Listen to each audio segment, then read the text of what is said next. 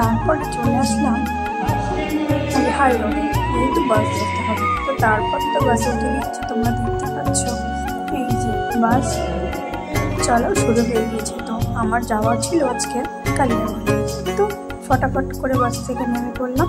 তো ওই যে দেখতে পাচ্ছ একটা প্যান্ডেল, সামনে একটা গাড়ি ছিল।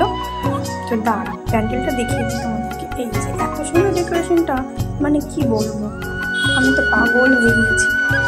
মানে পুজো বাড়িতে যে এত সুন্দর ডেকোরেশন হয় আমি সত্যি জানি না। তারপরে ঢুকে গেলাম সেই রিলেটিভের বাড়িতে। তো এখানে আমি অনেক ছোটোবেলায় এসেছিলাম, তো এইটাই বলতে গেলে আমার ফার্স্ট। তো তখন তো আর মনে থাকে না, তাই না? তারপর তো ঘরে এসে বসলাম। তো এই যে দেখতে পাচ্ছ বসে পড়েছি আর দেখছিলাম কি যে করবো আমি একা, কোনো ফ্রেন্ডও নয় কার সঙ্গে থাকবো। তারপর সবাই বেরিয়ে পড়লো একদম জল ভরতে যাওয়ার উদ্দেশ্যে। এই যে দাদাটাকে দেখতে পাচ্ছ, ওর মাথায় কলসি নিয়ে চলে গেল আর কি জল ভরতে। তো আমরা তাদের পিছনে পিছনে গেলাম, দেখলাম কত দূর নদীটা। তো এই যে হাঁটছি পুরো সন্ধ্যা হয়ে গেছে অবশ্য। তো সবাইকে অনেক ধন্যবাদ আমার ভিডিওটা দেখার জন্য এবং গুড তো সবাই কেউ কিন্তু গুড ইভিনিং লিখতে ভুলো না কমেন্টে, আর লাইক তো অবশ্যই করো, আর ফলো তো করতেই হবে, তাই না? তো তারপর তোমাদের সঙ্গে কথা বলতে বলতে তারপর চলে আসলাম সেই নদীটার ওখানে, মানে জল ভরতে হবে সেই জন্য। আমি তো চিনি না, তাই এত পিছনে যেতে হবে। তো এই যে জল ভরা কমপ্লিট, তো এবার বেরিয়ে পড়েছে। তো দেখতে পাচ্ছ এই যে বাচ্চা। তো তোমরা কেমন আছো অবশ্যই কমেন্টে বলো, আমি তো অবশ্যই ভালো আছি।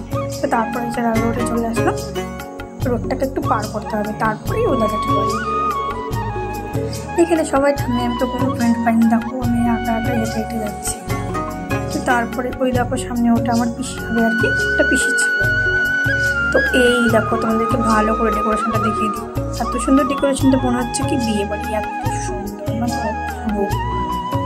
তাই জন্য আমি এখানেই থেমে গিয়েছিলাম।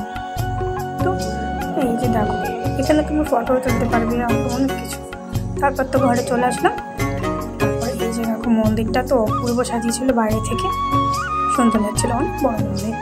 তারপরে চলে এসেছিলাম পাশের একটা বাড়িতে, মানে ঠাম্মি যেখানে যাবে সেখানে তো যেতে হবে, তাই না? যেহেতু আমি একাই ছিলাম, কোনো ফ্রেন্ড ছিল না, তাই জন্য।